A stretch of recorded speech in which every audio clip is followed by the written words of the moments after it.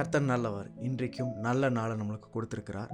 ஒவ்வொரு நாளும் அவர் நமக்காக உண்டு பண்ணுகிற நாள். அதில் நம்ம மகிழ்ச்சியாக சந்தோஷமாக இருக்கணும், நன்றி செலுத்தணும்.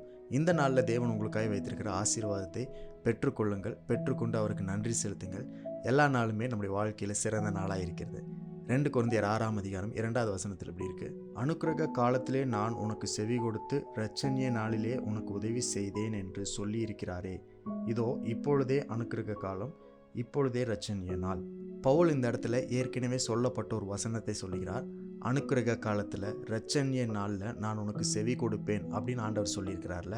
அந்த அனுக்கிரக காலமும் இரட்சணிய நாளும் இன்று தான் அப்படின்னு பவுல் சொல்லுகிறார். எப்பெல்லாம் நீங்கள் பைபிளில் வசனத்தை படிக்கிறீங்களோ அது ஏதாவது ஒரு காலத்தை குறித்து சொல்லப்பட்டிருந்தா அது நீங்கள் வாழ்ந்து கொண்டிருக்கிற இந்த காலத்தை குறித்து தான் சொல்லப்பட்டிருக்கிறது. நீங்கள் படிக்கிற எல்லா காலமும் நேரமும் இந்த காலமாக நேரமாக இருக்கிறது. தேவனுடைய கிரியைகளை, தேவனுடைய தயவை நீங்கள் இன்றைக்கு எதிர்பாருங்கள். நேற்றைக்கு நம்ம வாழ்க்கையில் இது நடக்கலையேன்னு சொல்லி சோர்ந்து போகக்கூடாது. நாளைக்கு ஏதாவது நடக்கட்டும், அதுக்கப்புறம் பார்த்துக்கலான்னு சொல்லி நம்ம தள்ளி போடவும் கூடாது.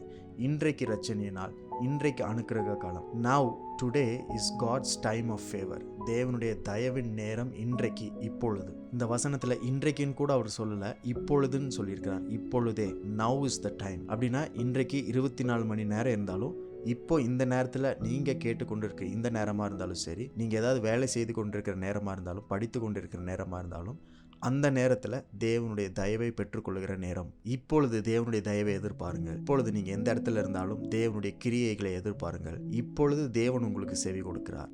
இப்பொழுதே தேவன் உங்களுக்கு உதவி செய்கிறார். இப்பொழுதே தேவனுடைய தயவு உங்களை தேடி வருகிறது.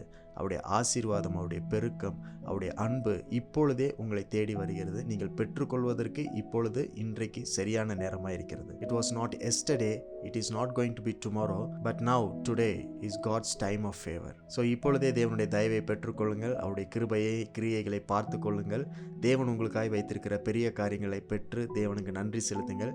இந்த நேரத்தை உங்கள் வாழ்க்கையில் ஒரு நாளும் நீங்கள் மிஸ் பண்ணக்கூடாது. ஆகவே ஒவ்வொரு நிமிஷத்தையும் பயன்படுத்தி கொள்ளுங்கள். ஒரு நாளும் கால தாமதம் செய்யாதீர்கள்.